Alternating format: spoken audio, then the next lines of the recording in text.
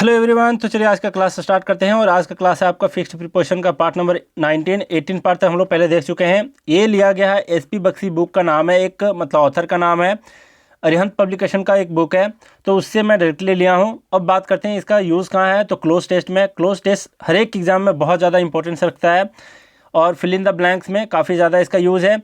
खास करके SSC CGL में क्लोज टेस्ट कम से कम मेंस के एग्जाम में 25 से 30 क्वेश्चन पूछे जाते हैं, तो इस चीज़ को आप इग्नोर नहीं कर सकते। कॉम्प्रिहेंशन में भी इसका बहुत ज़्यादा यूज है। अब बात करते हैं त्रिगीतम 4am क्लब है क्या। तो ये आपको तब पता चलेगा जब आप टेलीग्राम पर जा करके, एक ऐप का नाम है टेलीग्राम, यहाँ पर त्रिगीतम सिर्फ सर्च करेंगे तो ये ग्रुप मिलेगा, वहाँ पर ऐड हो जाए।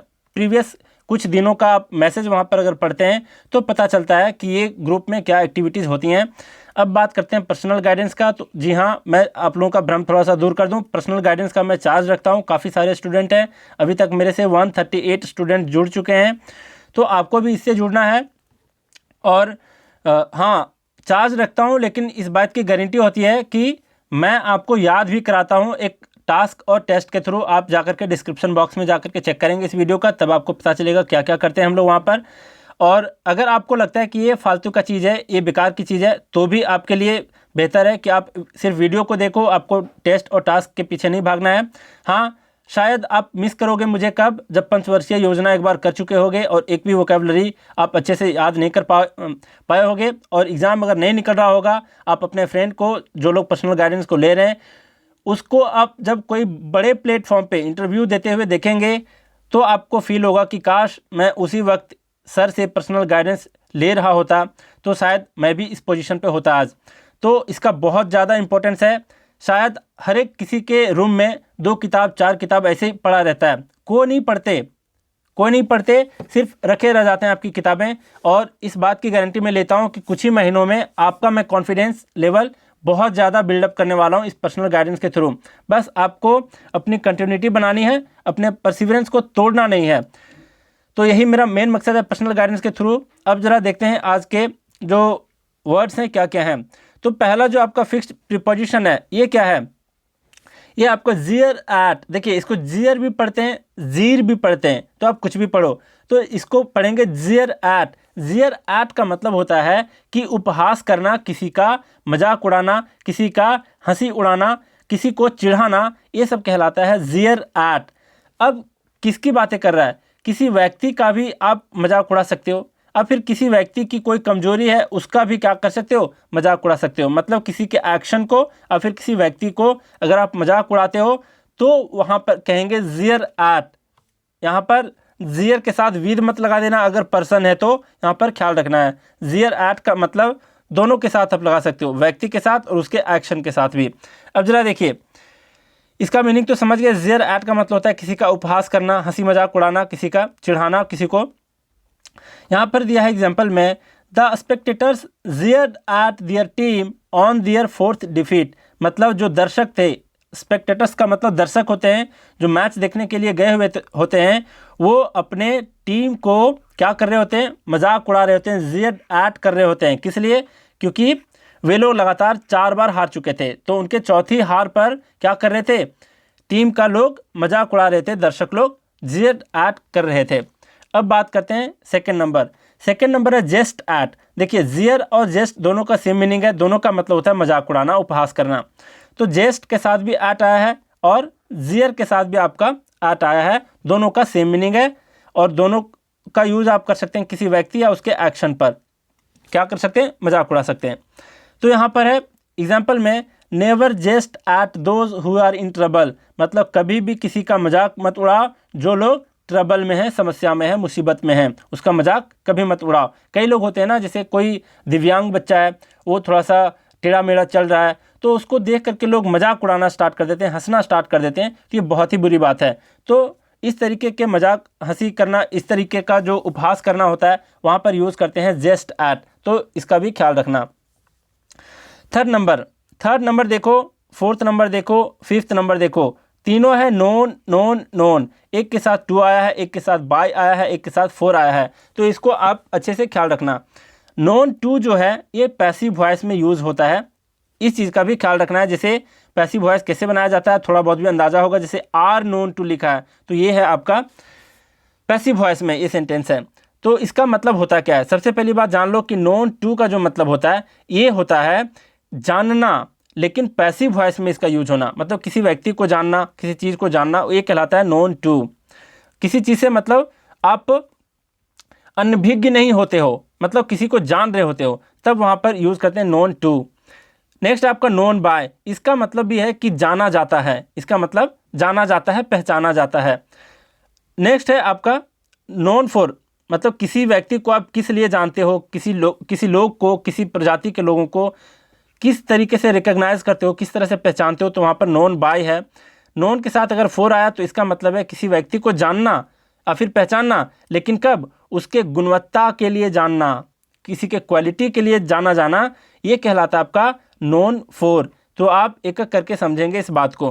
यहाँ पर है नोन टू, इसका एग्जाम्पल दिया है, you are known to her very well, इसका मतलब है कि तुम उसके द्वारा अच्छे से जाने जाते हो, मतलब वो तुम्हें पहचानती है या पहचानता है। तो इस सेंस में इसका दिया है पैसिव वॉइस में। नेक्स्ट है कि किसी व्यक्ति को आप किस तरीके से रिकॉग्नाइज करते हो, किस लिए वह जाना जाता है, किस लिए वह पहचाना जाता है, तो कहलाता है नोन बाय। जैसे a man is known by the company he keeps, मतलब क्या है इसका? तो इसका मतलब मैन से नहीं है, अ मैन कहने का मतलब है यहाँ पर पूरे मनुष्य प्रजाति की, मतलब है यहाँ कि मनुष्य अपने संगति से पहचाना जाता है, उसके कंपनी से पहचाना जाता है। इसका मतलब वह किस तरीके का कंपनी को कीप्स करता है, रखता है, किस तरीके के संगति में घूमता फिरता है, उसके लिए ये जाना जाता है। मतलब मनुष्य क्या है? एक सोशल एक एनिमल है। तो सोशल एनिमल है, जब मनुष्य एनिमल ही होते हैं मनुष्य, आपको इस बात को जानना चाहिए। तो अपने सोशल होने की वजह से वो जाने जाते हैं। तो यही इसका कहने का मतलब है कि मनुष्य अपने संगति से पहचाना जाता है। बात समझ गए होगे? तो किसी को किस तरह से आप रिकॉग्नाइज किए तो वहाँ पर बाय लगा।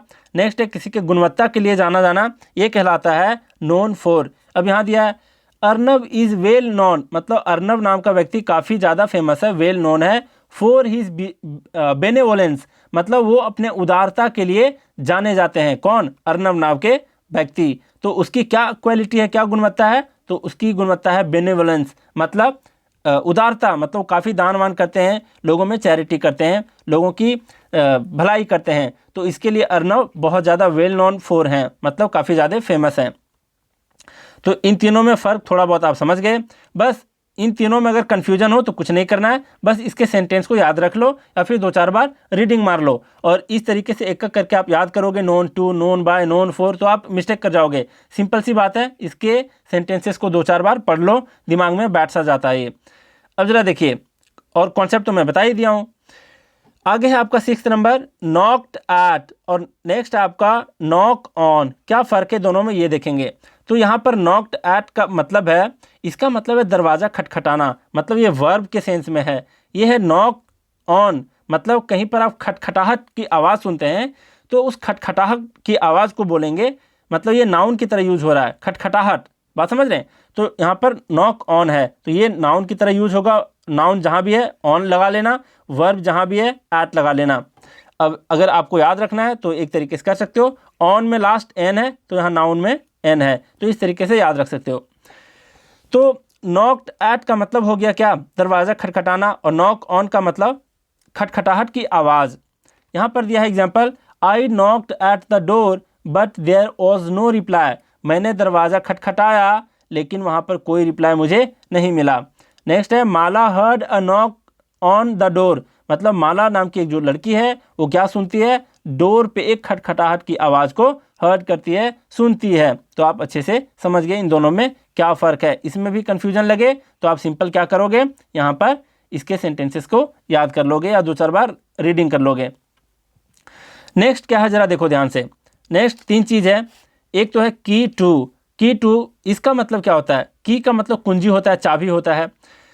तो इसका मतलब है की टू का मतलब कि किसी चीज़ का कुंजी है, आधार है या फिर मंत्र है। लेकिन खास करके कब यूज़ किया जाता है? जब सक्सेस वर्ड वहाँ पर दिया हुआ रहता है सेंटेंस में। जैसे यहाँ दिया है हार्ड वर्क इज़ की टू सक्सेस, मतलब कठोर परिश्रम ही क्या है? सक्सेस का एक कुंजी है, सक्सेस का आधार है, सक्सेस का मंत्र है। जैसे मैं हमेशा कहता हूँ ना कि revision is the key Mantra of success, तो यहाँ पर की के साथ ऑफ भी आया है, सक्सेस के साथ टू भी आया है, एक भी गलत नहीं है। लेकिन वहाँ पर थोड़ा सा फर्क है। मैं बताया था कि revision is the key Mantra of success, मतलब की के साथ मंत्रा लगा है फिर ऑफ आया है। लेकिन अगर सक्सेस के पहले अगर आपको डायरेक्टली यूज़ करना हो तो और की के बाद तुरंत तो टू यूज़ करोगे, और की और सक्सेस के बीच जैसे मंत्रा जैसे वर्ड आ गया तो वहाँ पर ऑफ का यूज़ करोगे। ये थोड़ा सा माइनर फ़र्क होता है। फिर है आपका लीन के साथ ऑन और एक बार है लीन के साथ टू। क्या अर्थ होता है इसका? तो फर्स्ट लीन ऑन एक फ्रेजल वर्ब ही है। इसका मतलब होता है निर्भर होना, डिपेंड होना किसी चीज़ के लिए, किसी व्यक्ति के ऊपर, किसी चीज़ के ऊपर निर्भर होना कहलाता है लीन ऑन। और यहाँ पर लीन के साथ टू है तो इसका मतलब होता है इंक्लाइंड टूवर्ड्स, मतलब किसी की ओर झुकाव होना, किसी की ओर ज़्यादा लगाव होना, तो ये कहलाता है आपका लीन टू। अब ज़रा देखिए कैसे, एग्जाम्पल से समझेंगे। I had to lean on him in difficulties, मतलब मुझे अपने मुसीबत में, डिफ़िकल्टीज़ में उसके ऊपर क्या करना पड़ा था? लीन ऑन होना पड़ा था, मतलब निर्भर होना पड़ा था। आई हैड टू का मतलब मुझे निर्भर होना पड़ा था। आई हैव टू का मतलब मुझे निर्भर होना पड़ता है। आई विल हैव टू का मतलब मुझे निर्भर होना पड़ेगा। तो ये सारे इसके मीनिंग होते हैं। तो ये इसका आप समझ गए। यहाँ पर है लीन टू, इसका मतलब है किसी की तरफ ज़्यादा झुकाव होना, किसी से ज़्यादा लगाव होना।